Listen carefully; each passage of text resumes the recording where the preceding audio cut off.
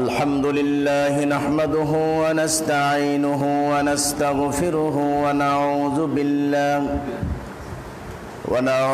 بالله من شرور أنفسنا ومن سيئات أعمالنا من يهد الله فلا مضل له ومن يضلل فلا هادي له وأشهد أن لا إله إلا الله وحده لا شريك له وأشهد أن محمدا عبده ورسوله الذي أرسله بالحق بشيرا ونذيرا وداعيا إلى الله بإذنه وسراجا منيرا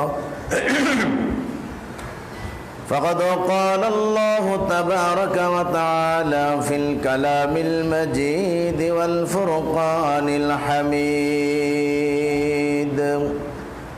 أعوذ بالله من الشيطان الرجيم واعتصموا بحبل الله جميعا ولا تفرقوا واذكروا نعمة الله عليكم إذ كنتم أعداء فألف بين قلوبكم فأصبحتم بنعمته إخوانا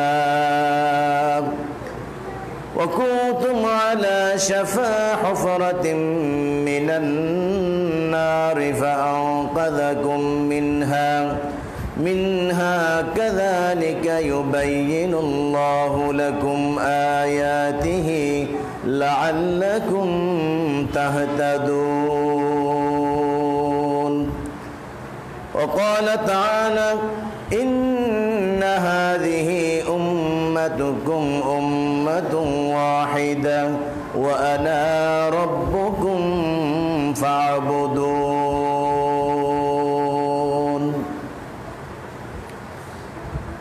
আলহামদুলিল্লাহ মহিয়ান গরিয়ান আল্লাহ তাবারক ওয়া তাআলার জন্য যাবতীয় প্রশংসা যে আল্লাহ সুবহানাহু ওয়া তাআলা আমাদেরকে যথাসময়ে মসজিদে আসার তৌফিক দান করেছেন। আমরা আমাদের মনিবের দরবারে আমাদের রবের দরবারে আমরা শুকরগুজার হচ্ছি, সকলে পড়ছি আলহামদুলিল্লাহ। আমাদের প্রিয় নবী মুহাম্মদুর রাসূলুল্লাহ সাল্লাল্লাহু আলাইহি ওয়াসাল্লামের প্রতি দুরূদ ও সালাম শান্তির অমীয় বাণী বর্ষিত হোক, সে লক্ষ্যে আমরা আরেকবার পড়ছি সাল্লাল্লাহু আলাইহি ওয়াসাল্লাম। আল্লাহ রাব্বুল আলামিনের অশেষ মেহেরবানিতে সূরাতুল আল ইমরান এবং সূরাতুল মুমিনুন থেকে সূরাতুল আম্বিয়া থেকে আয়াতে কারিমা তিলাওয়াত করেছি। আল্লাহ রাব্বুল আলামিন যদি তৌফিক দান করেন, আজকে আপনাদের সামনে আলোচনা করব ওই বিষয়ের উপরে যে আমরা সকলেই এক নবীর উম্মত এবং আমাদের রব হচ্ছেন একমাত্র আল্লাহ এবং ইবাদত তার জন্যই করতে হবে। তো বোঝা গেল যে আমরা একটা দেহের মতো, একটা বডির মতো। আজকে গোটা পৃথিবীতে যদিও আমরা দেখছি মুসলিম উম্মার মধ্যে অনেকটাই ফাটল সৃষ্টি হয়ে আছে, ভাগাভাগি দলাদলি সৃষ্টি হয়ে আছে। এর পেছনে যে অন্যতম কারণটা হচ্ছে মুসলিম উম্মা তার ঐক্যের মধ্যে থাকতে যে অনেকেই আল্লাহ এবং তার রসুলকে অপমান করে। যদি আল্লাহকে রব হিসাবে মানুষ স্বীকৃতি দেয় আর রসুলকে তার জীবন চলার পথে তার আমল করার জন্য যদি রসুলের তরিকা অনুযায়ী প্রতিটি মুসলিম তার জীবন চালানোর জন্য এই তরিকায় মুহাম্মদ সাল্লাল্লাহু আলাইহি ওয়াসাল্লাম যদি তারা গ্রহণ করে, তো এই দুইটা আদর্শের ভিত্তিতে একমাত্র মুসলিম ঐক্যের মধ্যে আসতে পারবে। এছাড়া আলেম ওলামা বলেন, পীর মাশায়েখ বলেন, বুজুর্গানে দিন বলেন, যারা আজকে ঐক্যের কথা বলছে, কোরআন হাদিসকে অবমাননা করে, কোরআন হাদিসকে মূল্যায়ন না করে মুসলিম ঐক্য হওয়ার কোনো সুযোগ নেই। আল্লাহ রাব্বুল আলামিন কোরআনে কারীমের মধ্যে সূরাতুল আল ইমরানে এই দাবিটাই করেছেন, ইয়া আইয়ুহাল্লাযীনা আমানুত্তাকুল্লাহ হাক্কা তুকাতিহি ওয়া লা তামুতুন্না ইল্লা ওয়া আনতুম মুসলিমুন। আমরা যেন আল্লাহকে ভয় করি, যথাযথ ভয় করি, এবং মুসলিম হয়ে যেন আমরা কবরে যেতে পারি। এই মুসলিম মানে হচ্ছে একটা বডি, একটা দেহ। আর এই পতাকা তলে ততক্ষণ পর্যন্ত থাকা যাবে যখন আল্লাহ কোরআন তথা কোরআনুল কারীম আল্লাহ পাকের ওহির যে বিধান, এই ওহির বিধানকে যখন আমরা সকলে মারির দাঁত দিয়ে কামড়িয়ে ধরাটা যত শক্ত, এমনি করে শক্তভাবে যখন আমরা ধারণ করব, এই তখনই আমাদেরকে মুসলিম প্ল্যাটফর্মে থাকা সম্ভব। ওয়াতাসিমু বিহাবলিল্লাহি জামিআ। এই জামিয়া শব্দকে বিভিন্ন জনে বিভিন্ন রকমের সুবিধা মতো আপনার অর্থ করেছেন। কেউ বলেছেন এই জামিয়া হচ্ছে জামাতুল মুসলিমিন, যারা বোমা ফাটাইয়া ক্ষমতা চায়। এই জামিয়া বলতে কেউ বলছেন এটা হচ্ছে জামাত ইসলামীর কথা বলা হয়েছে, যারা ব্যালটের মাধ্যমে ক্ষমতা চায়। এভাবে করে অনেকেই যারা পীর বুজুর্গ আছে তারা এই পুরমুরিদি এই বায়াত কথার মাধ্যমে একত্রিত হতে চায়। কিন্তু আল্লাহ রাব্বুল আলামিন এই কথাটা একটু পরেই তিনি তার বিশ্লেষণটা সুন্দর করে বলে দিয়েছেন, মানুষেরা যেন এভাবে এলোপাথারি চিন্তা ফিকির না করে। কি বলছেন? ওয়াজকুরু নি'মাতাল্লাহি আলাইকুম ইয কুনতুম আ'দাআন ফাআল্লাফা বাইনা কুলুবিকুম ফাআসবাহতুম বিনি'মাতিহি ইখওয়ানা। স্মরণ করো সেই নিয়ামতের কথা। ওই নিয়ামতটা হচ্ছে কোরআনুল কারীম, যে হাবলুল্লাহর কথা বলা হয়েছে। ওয়াতাসিমু বিহাবলিল্লাহি জামিআ।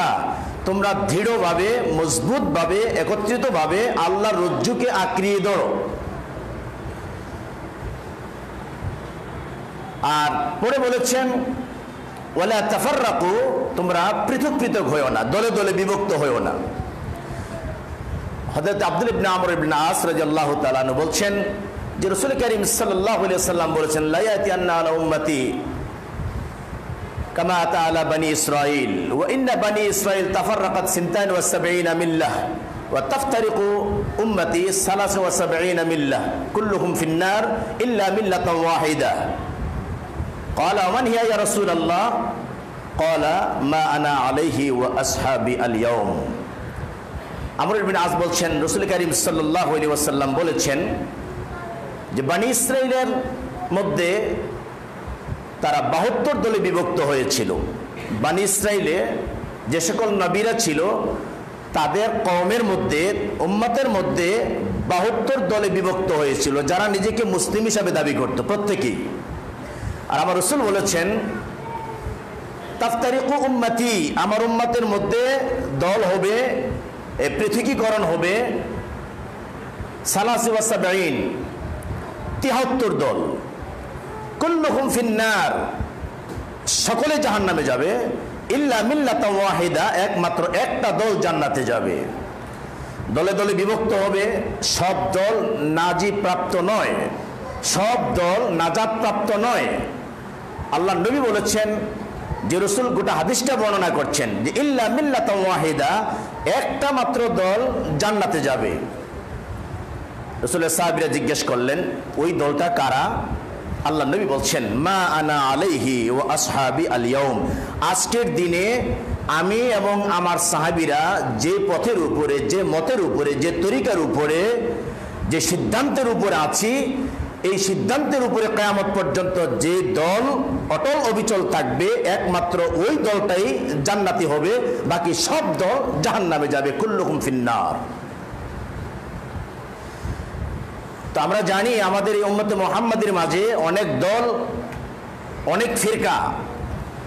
এই ফিরকা হওয়ার কারণে, দলে দলে বিভক্ত হওয়ার কারণে একটা মাইনাস দেখতেছি আমরা, এটা হচ্ছে যে একজন আরেকজনের প্রতি কোনো হৃদ্যতা নাই, ভালোবাসা নাই, আন্তরিকতা নাই, একজন আরেকজনকে মুসলিম বলে মনে করছে না।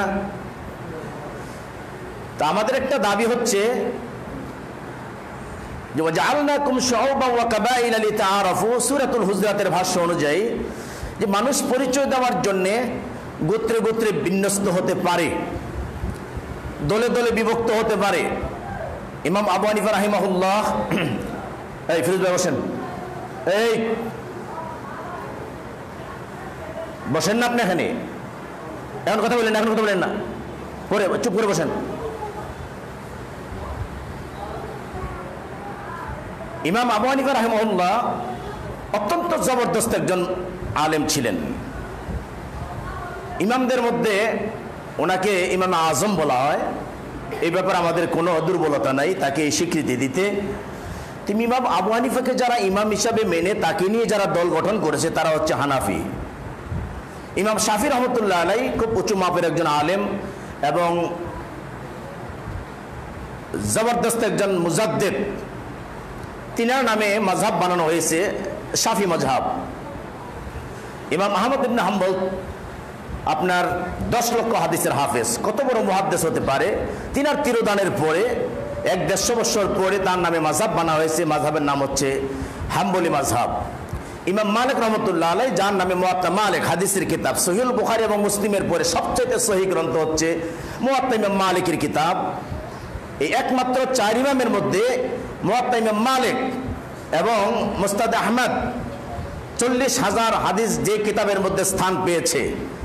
এই দুজন মুহাদ্দিস বেশি হাদিস সংকলনের সময়ে তারা মুজাদ্দিদ ছিলেন, এই জন্য তারা বেশি হাদিস সংকলন করেছেন। কে? ইমাম মালিক এবং ইমাম আহমদ ইবনে হাম্বল। তো তাদের তিরোদানের পরে শত শত বছর পরে কে বা কাহারা তাদের নামে মাযহাব বানায়াছে তা আমরা জানি না, এর ডকুমেন্টস আমরা দিতে পারবো না। কিন্তু আজকে পৃথিবীতে দেখছি যে তাদের নামে মাযহাব প্রচলিত আছে। এই মাযহাবের ব্যাপারে আমাদের বিন্দুমাত্র সংকীর্ণতা নেই। কেন নাই? যাদের নামে মাযহাব বানিয়েছেন তারা একটা ভবিষ্যৎবাণী করে গেছেন যে রসুলের কোন সহিহ সুন্নাহ যখন পাওয়া যাবে এগুলি আমাদের মত, এগুলি আমাদের দল, এটাই আমাদের মাযহাব। ইজা সাহাল হাদিস ফাহুয়া মাযহাবি। তো তাহলে যেখানে সংকীর্ণতা থাকার কথাই না। ইমাম আবু হানিফা রহমতুল্লাহ আলাইহি যেখানে তার দলের কথা, তার মাযহাবের কথা বলেছেন, আমার মাযহাব ওটাই, যখন কোনো সহিহ হাদিস পাওয়া যাবে এটাই আমার মাযহাব।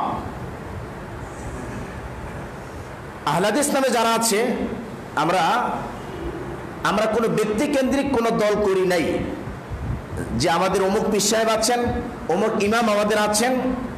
আমরা ব্যক্তি কেন্দ্রিক কোনো দল আমরা করি নাই। আর আমাদের এই লকব, এই উপাধি, এই বৈশিষ্ট্যের মাঝে, এই বৈশিষ্ট্যগত নামের মাঝে কোনো লোকের ছোঁয়া আপনি পাবেন না, কোনো ব্যক্তির ছোঁয়া আপনি পাবেন না। তো আহলে হাদিস কাকে বলে? হানাফি, শাফি, মালিকি ও হাম্বলি তাদের ইমামদের নামে মাযহাব বানায়াছে। আর আমাদেরকে, আমরা কেন এই উপাধিতে ভূষিত? আমাদের একটা চরিত্র হচ্ছে, একটা নিয়ম হচ্ছে যে আমরা যখন আল্লাহর বিধান, রসুলের হুকুম পাই, রসুলের তরিকা পাই, যে এটা রসুল এই কাজটা করেছেন, এভাবে করেছেন, এটা আমরা নিঃশর্তভাবে গ্রহণ করি। তো যে ব্যক্তি আল্লাহর হুকুম এবং রসুলের তরিকাকে নিঃশর্তভাবে তার জীবনের আমলের ক্ষেত্রে মেনে নেয়, ওই ব্যক্তির উপাধি হচ্ছে, ওই ব্যক্তির এই দলের নাম হচ্ছে আহলুল হাদিস। আহল শব্দের অর্থ হচ্ছে অনুসারী, আহল শব্দের অর্থ হচ্ছে ওয়ালা। যেমন আমরা বলি বাড়িওয়ালা আছেন নাকি বাড়িতে, বাড়ির মালিক যিনি তিনি হচ্ছেন বাড়িওয়ালা। তো যারা কোরআন এবং সহিহ সুন্নাহর নিঃশর্ত অনুসারী তাকে বলে আহলুল হাদিস, হাদিসওয়ালা, হাদিসের অনুসারী। এখন আমাদেরকে অনেক সময় বলে যে আপনারা খালি হাদিস মানেন, আপনারা আহলে হাদিস। তো কোরআন মানেন কোথায়? কোরআন তো আগে মানতে হবে, তারপরে না হাদিস মানবেন আপনি। হয়তোবা ওই লোকটা যিনি আমাকে এই কথা বলছেন তার ধ্যান ধারণা অনেক কম, জ্ঞান অনেক কম, সে জানে না আল্লাহ পাক কোরআনে কারিমের 13-14 জায়গায় কোরআনে কারিমকে হাদিস বলেছেন। আর হাদিসের মধ্যে আল্লাহ নবী বলছেন ফাইন্না খায়রাল হাদিসি কিতাবুল্লাহ, উত্তম হাদিস হচ্ছে আল্লাহ পাকের কালাম। ফাইন্না খায়রাল হাদিসি কিতাবুল্লাহ, আল্লাহর কিতাব হচ্ছে উত্তম হাদিস। আহসানুল হাদিস, খায়রুল হাদিস, আল্লাহ পাক কোরআনে কারিমের মধ্যে ভাষাগুলি ব্যবহার করেছেন। তো কোরআনকে হাদিস বলা হয়, রসুলের জীবন আদর্শকে হাদিস বলা হয়। এই জন্যে কোরআনে কারীম এর পক্ষে সাক্ষ্য দিয়েছেন, ওয়ামা ইয়ানতিকু আনিল হাওয়া ইন হুয়া ইল্লা ওয়াহয়ু ইউহা। আমার রাসূল নিজের থেকে কোনো কথা বলেন নাই ঈশ্বরের এই বিষয়ে, আমি যা বলতে বলেছি একমাত্র ওহী দিয়ে একমাত্র তিনি তাই বলেছেন। এই জন্যে কোরআন রাসূলের জীবন আদর্শ ছাড়া সম্পূর্ণরূপে অচল। যদিও আমরা শুনেছি আল্লাহ পাকের কোরআনে বলছেন যে তিবিয়ানাল লিকুল্লি শাইইন, আল্লাহ পাক কোরআনে কারীমের মধ্যে পৃথিবীর সমস্ত বিষয় বর্ণনা করেছেন, সব দিক এবং বিভাগ বর্ণনা করেছেন। বইয়ের খাতায় জ্ঞান আছে, এই জ্ঞান দেওয়ার জন্যে শিক্ষকের প্রয়োজন, মুদাররিসের প্রয়োজন। এই জন্য ছোট কাল থেকে আমরা শিক্ষকদের কাছে আমরা পড়ছি। যদি শিক্ষকের প্রয়োজন না হতো এমনি করে আমরা ডিগ্রি নিতে পারতাম, শিক্ষিত মার্জিত হতে পারতাম, জ্ঞানী মানুষ হতে পারতাম, কিন্তু না, আল্লাহর নবী পর্যন্ত পারেন নাই। আল্লাহ যিনি শিক্ষক, মাঝখানে মিডিয়া হচ্ছেন জিবরাইল আমিন, আল্লাহ রাব্বুল আলামিন এর মাধ্যমে আল্লাহর নবীর কাছে বার্তা পৌঁছেছেন। রাসূল সাল্লাল্লাহু আলাইহি ওয়াসাল্লাম মাধ্যম ছাড়া কোরআন অর্জন করতে পারেন নাই। আমরাও শিক্ষিত হতে পারি নাই, জ্ঞান অর্জন করতে পারি নাই কোনো জ্ঞানী মানুষ ব্যতি রেখে। ঠিক তদ্রূপ আল্লাহ পাকের কোরআন যা নাজিল করেছেন, এই কোরআনকে বুঝিয়ে দেওয়ার জন্যে একজন নবীর প্রয়োজন, একজন রসুলের প্রয়োজন, যার জন্য আমাদের নবীকে রসুল হিসেবে প্রেরণ করেছেন। 23 বৎসরে গোটা কোরআনটা বিসমিল্লাহ থেকে শুরু করে মিনাল জিন্নাতি ওয়ান নাস পর্যন্ত গোটা কোরআনটাকে আল্লাহ পাকের হুকুম মাফিক, আল্লাহ পাক যেভাবে যে সিদ্ধান্তটা দিয়েছেন ওই সিদ্ধান্ত মাফিক উম্মতে মুহাম্মাদের মাঝে 30 পারা কোরআন বুঝিয়ে দিয়েছেন। কোরআন যদি কেউ মনে করে হাদিস ছাড়া কোরআন বুঝবো, সে কোরআনের কিচ্ছু বুঝতে পারবে না। আল্লাহ নবীর হাদিস ছাড়া, আল্লাহ নবীর জীবন আদর্শ ছাড়া আল্লাহ পাকের বিধান কোরআন অচল, 100% অচল। আল্লাহ হজ করতে বলেছেন, ফরজ করেছেন, ওযু করতে বলেছেন, ফরজ করেছেন, সালাত পড়তে বলেছেন, ফরজ করেছেন, যাকাত দিতে বলেছেন, ফরজ করেছেন। এমনি করে একটা একটা বিধান যদি বলতে থাকি, অনেক বিধানাবলী দিয়ে আল্লাহ পাক কোরআনটাকে সম্পন্ন করেছেন। কিন্তু একটা বিধানের ক্ষেত্রে আপনি দেখেন তো আল্লাহ পাক কোথাও বলেছেন যে তুমি যে সালাত পড়বা, সালাত পড়ার আগে আমরা যে ওযু করে নেই, এই ওযু কিভাবে করতে হবে এর নিয়ম আপনি খুঁজে পাবেন না। যাকাত দিতে বলেছেন, কিন্তু যাকাত কিভাবে দিতে হবে, কি পরিমাণে দিতে হবে, স্বর্ণের যাকাত কেমন, টাকার যাকাত কেমন, তারপর আপনার কি বলে শস্যের যাকাত কেমন, গরুর যাকাত কেমন, মহিষের যাকাত কেমন, ছাগলের যাকাত কেমন, কোরআন খুঁজলে কিয়ামত পর্যন্ত খুঁজতে পাবেন। যাকাত দেওয়ার পদ্ধতি এবং পরিমাণ আপনি কোরআনে কোথাও খুঁজে পাবেন না। এমনি করে আল্লাহ পাক সালাত আদায় করার জন্য ডাইরেক্ট কোরআনে আয়াত নাজিল করেছেন প্রায় 80-র উপরে, 82 জায়গার মধ্যে। ইনডাইরেক্ট আরো ইনফরমেশন আছে সালাতের ব্যাপারে, কিন্তু আল্লাহ রাব্বুল আলামিন কোথাও বলেন নাই যে বান্দা সিজদা কিভাবে করতে হবে। অথচ আল্লাহ বলছেন ওয়াসজুদু ওয়া'বুদু রাব্বাকুম ওয়ারকাউ ওয়াসজুদু, রুকু করো, সিজদা করো। আর কেমনে রুকু করব, সিজদা করব, আল্লাহ তো বলেন নাই। আল্লাহ বলেন নাই, কিন্তু হুকুমটাকে কিভাবে বান্দার মাঝে প্রতিষ্ঠিত করতে হবে, এই জন্য আল্লাহ পাক এটা বোঝানোর জন্য একজন মুফাসসির, একজন মুহাদ্দিস, একজন নবী, একজন রাসূল, একজন মহামানব তিনি আমাদের মাঝ থেকে নির্বাচন করেছেন। তিনি কিভাবে সিজদা করতে হবে, কিভাবে রুকু করতে হবে, এই কথাটা তিনি আমাদেরকে বুঝিয়েছেন। এই জন্য কোরআন রসুল ব্যতীত, রসুলের আদর্শ ব্যতীত অচল। এখন বলতেছিলাম যে কথাটা, যে মানুষের নামে তরিকা বানাতে পারে। আব্দুল কাদের জিলানী একজন আল্লাহ পাকের প্রিয় বান্দা ছিলেন। উনি নবীও না, রসুলও না। আমরা যাদেরকে বিশেষ গুণে গুণান্বিত হলে পরে অলি বলি, আল্লাহ পাকের প্রিয় বান্দা, বন্ধু মানুষ, এর মধ্যে তাকে আমরা এতটা বলতে পারি, বাকিটা আল্লাহ পাক ভালো জানেন। যে তার মধ্যে তাকওয়া ছিল, পরহেজগারি ছিল, আল্লাহ ভীতি ছিল। তো যে কোনো মানুষে আল্লাহ ভীতি যদি থাকে আর ঈমানওয়ালা যদি থাকে, তাকে আল্লাহর ওলি বলা চলে, সমস্যা নেই।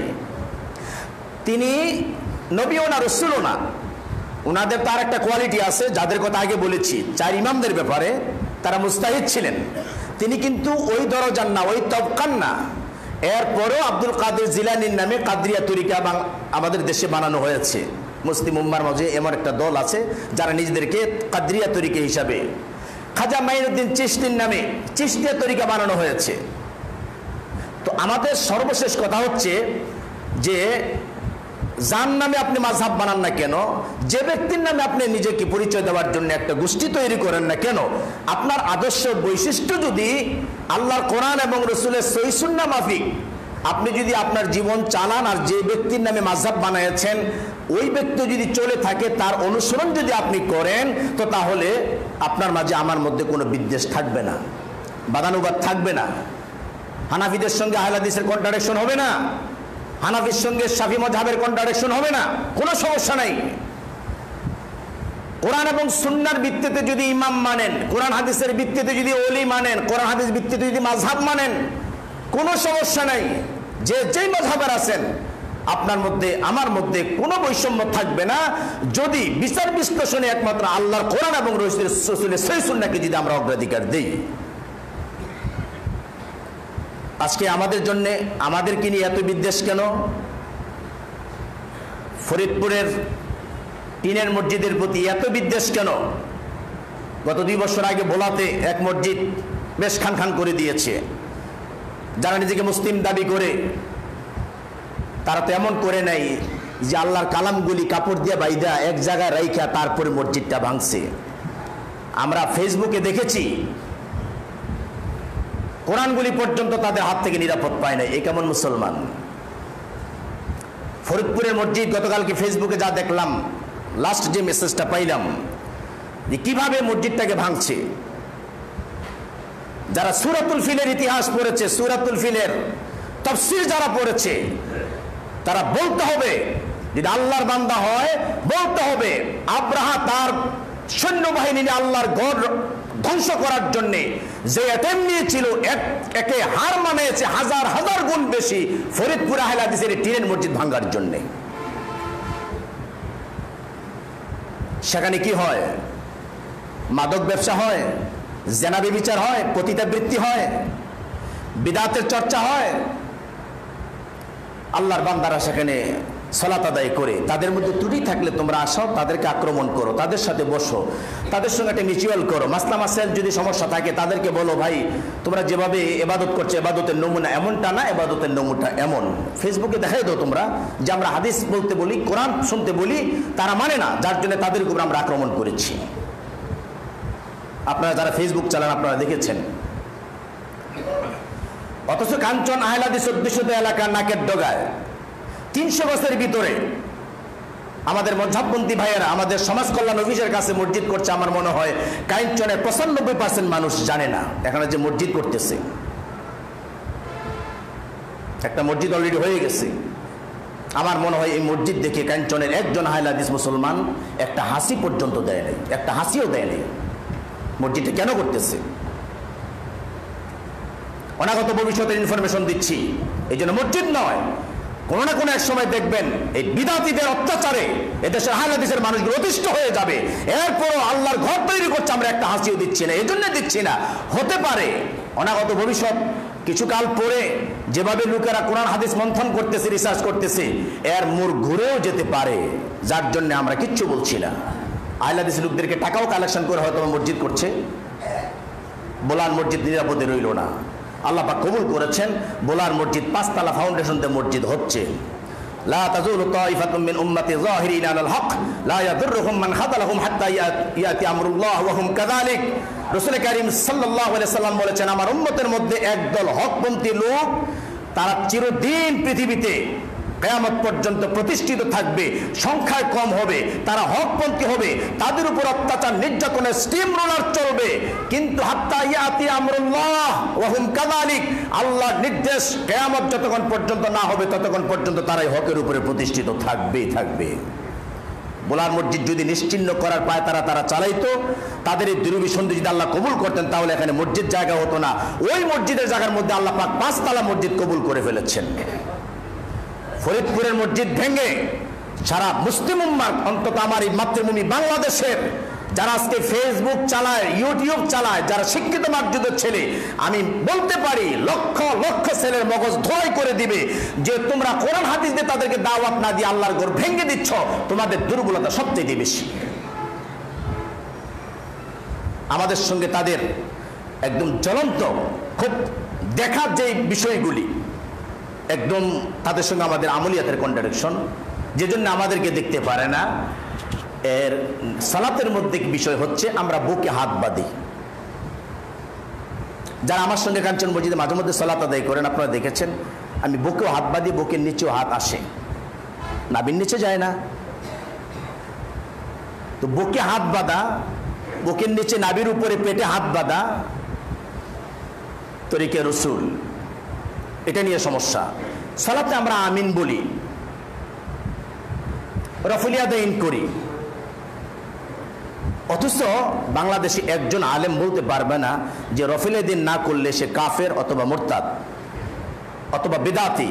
একজন আলেমের আপনারা যারা আলোচনা শুনতেছেন, আব্দুর রাজ্জাক বিন ইউসুফের আলোচনা শোনেন, কামালউদ্দিন জাফরি আলোচনা করেন, কাজী ইব্রাহিমের আলোচনা করেন, মুজাফফর বিন মহসিন আলোচনা করেন, যারা অত্যন্ত আলোচিত বক্তা আপনাদের কাছে, একদিন কেউ বলতে পারবেন না যে আমিন না বললে লোকটা কাফের, রফুলিয়াদাইন না করলে লোকটা বিদাতি, তারপরে কি বলে বুকে হাত না বাড়লে বলে লোকটা বিদাতি অথবা লোকটা কাফের।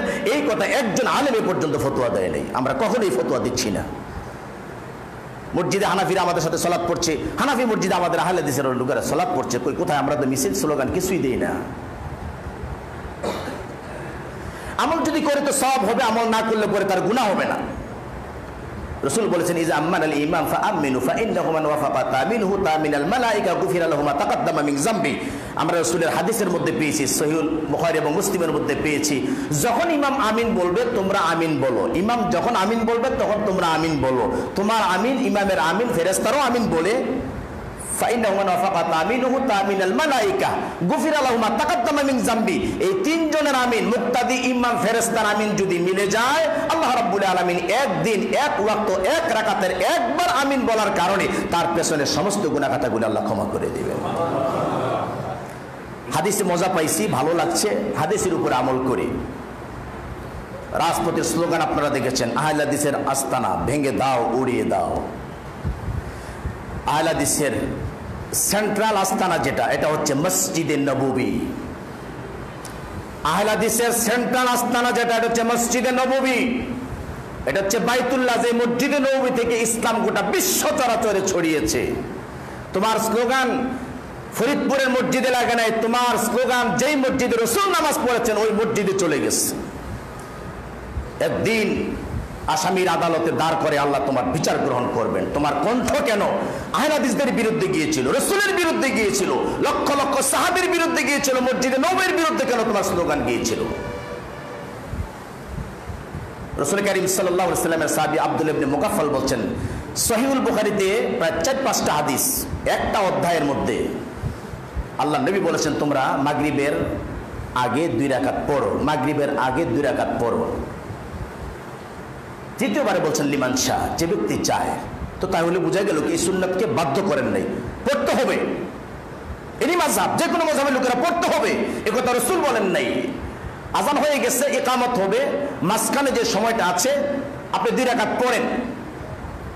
আল্লাহ নবী অপশন দিয়েছেন যদি চায়। মদিনার মসজিদে লোকেরা এত এই সালাতের প্রতি গুরুত্ব দিয়েছেন, ইয়েমেনের লোকেরা, মিশরের লোকেরা, তুরস্কের লোকেরা যখন মদিনাতে ব্যবসা করতে যেত, ওই পর্যটকগুলি তারা যখন মসজিদে নববীতে সালাত আদায় করতে যেত, তখন মসজিদে ঢুকে যখন দেখতো যে লোকেরা এত বেশি এই 2 রাকাত সালাত পড়ছে, একজন আরেকজনকে জিজ্ঞেস করতো মাগরিবের সালাত কি হয়ে গেছে? তার মানে মাগরিবের পরে 2 রাকাত পড়তে হয়। ওই বিদেশি মানুষগুলি, ওই পর্যটকেরা মনে করেছে যে মাগরিবের সালাত বুঝি হয়ে গেছে, পরের 2 রাকাত বুঝি পড়তেছে। এত বেশি সংখ্যক লোক মসজিদে নববীতে এই 2 রাকাত সালাতের প্রতি গুরুত্ব দিতেন। আর আমার বাজারের এক পাশের মসজিদে এই 2 রাকাত নামাজ যেন লোকেরা পড়তে না পারে, ডাইরেক্ট বাধা দিতে পারে না, ডাইরেক্ট বাধা দিতে পারবে না। কারণ বাধা দিলে কালাদি মাদ্রাসা থেকে কিতাব আইনা তারপরে প্রমাণ করাবো। কাঞ্চন মসজিদ থেকে কিতাব নিয়ে পড়লে বলবো এটা হানাফিদের আহলে হাদিসের কিতাব। কালাদি মাদ্রাসায় যে ফতোয়ার কিতাব পড়া হয়, ওই ফতোয়ার কিতাব দিয়ে প্রমাণ করবো মৌলভী সাহেবকে 2 রাকাত নামাজ আল্লাহ নবী পড়তে বলেছেন। যে ব্যক্তি চায়, তৃতীয়বারে তোর গুরুত্ব আরোপ করেছেন। অতএব আপনি আজানের পরে কিতাব খুইলা বয়ান কইরা ওই 2 রাকাত নামাজকে ডিস্টার্ব করার অধিকার ইসলাম আপনাকে দেয় নাই। আপনি আলেম নামের কলঙ্ক, আপনি ধর্মযাজক নামের কলঙ্ক। কে আপনাকে অধিকার দিয়েছে 2 রাকাত নামাজকে বন্ধ করার জন্য? নামাজ না পড়েন, চুপ করে বসে থাকেন। রাসূল বলেছেন লা ইয়ারুদ্দু দুআ বাইনাল আযান ওয়াল ইকামাত। যখন আযান হয় আর ইকামত হয়, আযান ইকামতের মাঝখানে আল্লাহর কোনো বান্দা যদি কোনো দোয়া করে, আল্লাহ নবী বলেছেন এই দোয়া বান্দার ফেরত দেওয়া হয় না, আল্লাহর দরবারে 100% কবুল হয়ে যায়। বলুন সুবহানাল্লাহ। আপনি যদি হাদিস বর্ণনা করতে চান তাহলে লোকদেরকে বলেন ফরজ নামাজের সালামের পরে আযান এবং ইকামতের মাঝখানে বসে গল্প করেন না, আযান ইকামতের মাঝখানে আল্লাহর কাছে দোয়া করবেন, এটা বলবে না। 2 রাকাত নামাজকে কবর দাও, 2 রাকাত নামাজ বন্ধ করো। ওই সময় তালিম করার সময় পায় না, বক্তৃতা করার সময় পায় না। মাগরিবের আজানের পরে ফরজের আগে তালিম করে কিতাব খুলে আমাদের কাছে এগুলি বলে আইসে লোকেরা, শুনি। আর লজ্জা থাকা দরকার তো, শরম থাকা দরকার তো। আমি কিভাবে গোপন করব যখন আমি কোন একটা বিধান করব, আমি একটা কোরআনের আয়াত যদি পড়ে আমি জানি এটা, আমি যদি হাদিস পড়ে আমি যদি জানি এটা, আমি কিভাবে গোপন করব? এই জন্য আল্লাহ রাব্বুল আলামিন বলছেন, ইন্নাল্লাযীনা ইয়াকতুমুনা মা আনজালাল্লাহ ওয়া ইয়াশতারুনা বিহি সামানান কালীলা, যারা আমার আয়াতকে গোপন করবে অথচ জানে আমি কোরআন পড়েছি, বিধানকে যদি আমি গোপন করি তো তাহলে আল্লাহ কি বলছেন? তারা যেন তাদের উদরকে, তাদের পেটকে তারা যেন আগুন দিয়ে পূর্ণ করে। ইসলামের বিধান জানার পরে, বোঝার পর আপনি গোপন করতে পারবেন না, এটাকে আপনাকে বলতেই হবে। সম্মানিত সুধী মণ্ডলী, বলছিলাম আপনারা সাধারণ মানুষ, বিভিন্ন সময় বিভিন্ন কাদা ছোড়াছুড়িতে, ঝগড়াঝাটিতে আপনারা অনেক সময় দোকানে পাঠে, চায়ের স্টলে আপনারা এভাবে কাদা ছোড়াছুড়ি করেন। এই জন্য আপনাদের জ্ঞাতার্থে কথাগুলি বলছি যে আমরা মাযহাবে কোনো সমস্যা নেই, যে যে মাযহাব মানতে পারেন, কিন্তু আমাদের সকলের একটা দাবি থাকবে যে আল্লাহ কোরআন এবং রসুলের সহিহ সুন্নাহ যখন পাবো তখন এটা আমরা মাথা পেতে মেনে নেব। আল্লাহ রাব্বুল আলামিন বলছেন, ইন্না হাযিহি উম্মাতুকুম উম্মাতুন ওয়াহিদা ওয়া আনা রাব্বুকুম ফা'বুদুন। আল্লাহ রাব্বুল আলামিন বলছেন, নিশ্চয়ই এই উম্মত হচ্ছে একটা উম্মত। হাযিহি উম্মাতুকুম উম্মাতুন ওয়াহিদা, একটা মাত্র উম্মত। ওয়া আনা রাব্বুকুম, আর আল্লাহ বলছেন আমি হচ্ছি তোমাদের রব। ফা'বুদুন, তোমরা একমাত্র আমার ইবাদত করো।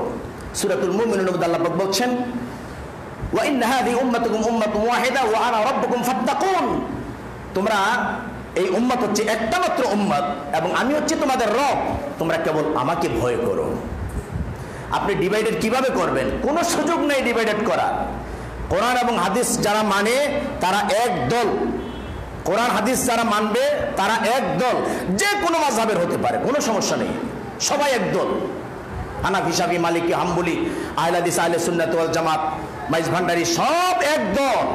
যদি কোরআনের সঙ্গে তোমার হুকুমের মিল হয়, হাদিসের সঙ্গে তোমার আমলের যদি মিল হয়, সব লোকেরা বাছাই করে করে যারা আল্লাহ কোরআন রাসূলের সহিহ সুন্নাহ মানবে সকলে এক দলের অন্তর্ভুক্ত। সালাতের ভিতরে আমিন, সালাতের মধ্যে রফিলাদাইন, সালাতের মধ্যে পায়ে পা মিলানো আজও 1400 বছর হয়ে গেছে, পেরিয়ে গেছে, আজও মসজিদে নবীর ইমাম সাহেবেরা, ওই যিনি ইমামুল আম্বিয়া ছিলেন, আল্লাহ নবী ছিলেন, যে হাদিসগুলি বলতেন, যে কথাগুলি তিনি বলতেন কাতা সোজা করার জন্যে, ইস্তাউ ওয়া আতাদিলু আকিমু সাফুফাকুম ওয়া তারাসু, ইস্তাউ ওয়া আতাদিলু সাদ্দুল খালাল, কত ভাষায় যে বলেছেন। তারাসু, সীসাডালা প্রাচীরের মতো একজন আরেকজনের পায়ে পা লাগিয়ে কাতা সোজা করো, কাতা পূর্ণ করো, ফাঁকা বন্ধ করো। রাসূল সাল্লাল্লাহু আলাইহি ওয়াসাল্লাম বলেছেন, যখন একজন আরেকজনের পায়ে পা লাগাইয়া সালাত আদায় করে তখন দুইজনের মধ্যে আল্লাহ রাব্বুল আলামিন একজন আরেকজনের ভ্রাতৃত্বের ভালোবাসা দুইজনের মধ্যে আল্লাহ পাক পয়দা করে দেন। বলুন সুবহানাল্লাহ। শুধু তাই নয়, পেছনের গুনাহ খাতা মাফ হয়ে যায়। আমার ভাইয়ের সঙ্গে যদি আমার হিংসা না থাকে, বিদ্বেষ না থাকে, আমার ভাইয়ের সঙ্গে আমার পা লাগাইলাম অথবা সালাত আদায় করলাম, ফাঁকাকে বন্ধ করে দিলাম, আল্লাহ রাব্বুল আলামিন আমার আপনার জন্য জান্নাতের মধ্যে একটা বালাখানা নির্মাণ করবেন, জান্নাতে আমার আপনার জন্য একটা ঘর বানাবেন, শুধু একজন আরেকজনের পায়ে পা মিলিয়ে সালাত আদায় করার কারণে। বলুন সুবহানাল্লাহ। আমলটা ছোট কিন্তু বেনিফিট কত।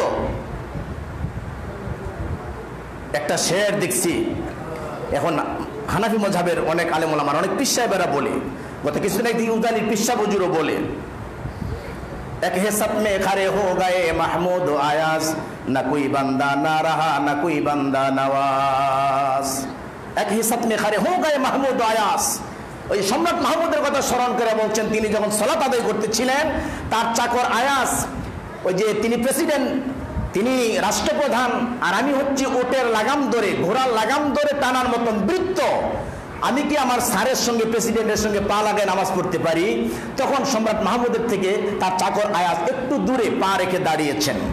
সম্রাট মাহমুদ তার বাহুর মধ্যে হাত দিয়ে টান দিয়ে তার সাথে একসাথে পা লাগিয়ে বললেন, এক হে সব মে খারে হো গায়ে মাহমুদ আয়াস, না কোই বান্দা না রাহা না কোই বান্দা নামাজ। ও চাকর আয়াস, তুমি তো বাহিরে চাকর, আমি মনিব, কিন্তু যেখানে ঢুকে যে সালাত আদায় করছি এখানে তুমিও আল্লাহর গোলাম, আমিও আল্লাহর গোলাম, পায়ের সঙ্গে পাপ মিলিয়ে নামাজ পড়ো আল্লাহর বান্দা।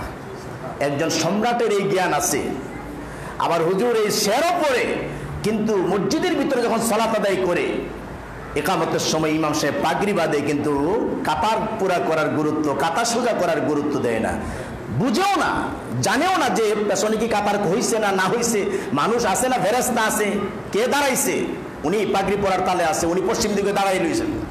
অথচ হযরত ওমরের শাসন আমলে ওমর রাদিয়াল্লাহু তাআলা আনহু ছোট্ট লাঠি দিয়ে পায়ের গোড়ালির মধ্যে বাড়ি দিয়ে দিয়ে তারপরে সোজা করতেন। রসুলের হাদিসের উপরে এত অবজ্ঞা কেন, আমল নাই কেন? যার জন্য আমলকে পুরো করার জন্য, আমল প্রতিষ্ঠা করার জন্য হযরত ওমর রাদিয়াল্লাহু তাআলা আনহুর শাসন আমলে পায়ের মধ্যে আঘাত করা হতো যেন কাতা সোজা করা হয়। এগুলি নিয়ে হিংসা করার কি আছে? বর্তমান ইসলামী ফাউন্ডেশনের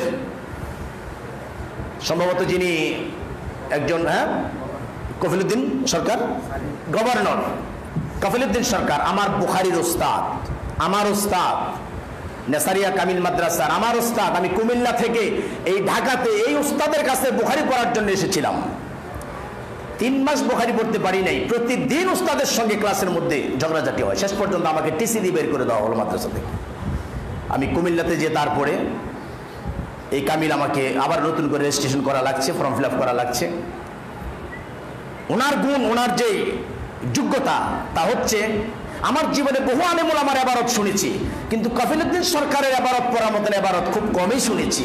এত ট্যালেন্ট, মাদ্রাসা বোর্ডের কামিল ক্লাসে, মাস্টার্সে 4টা বিভাগে উনি ফার্স্ট ক্লাস ফার্স্ট, এত বড় মাপের আলেম।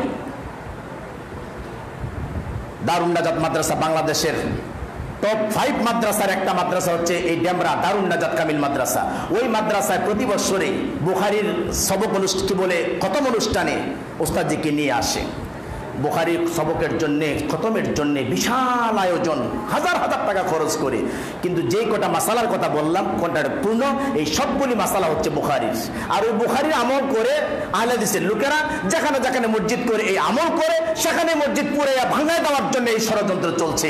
বুখারী খতম করে বরকতের জন্য, বুখারী খতম করে লক্ষ লক্ষ টাকা খরচ করে, কিন্তু বুখারীর মধ্যে যে কিতাবের মধ্যে যে রসম রেওয়াজ আছে, যে নির্দেশনা আছে, এইগুলি মানতে রাজি না।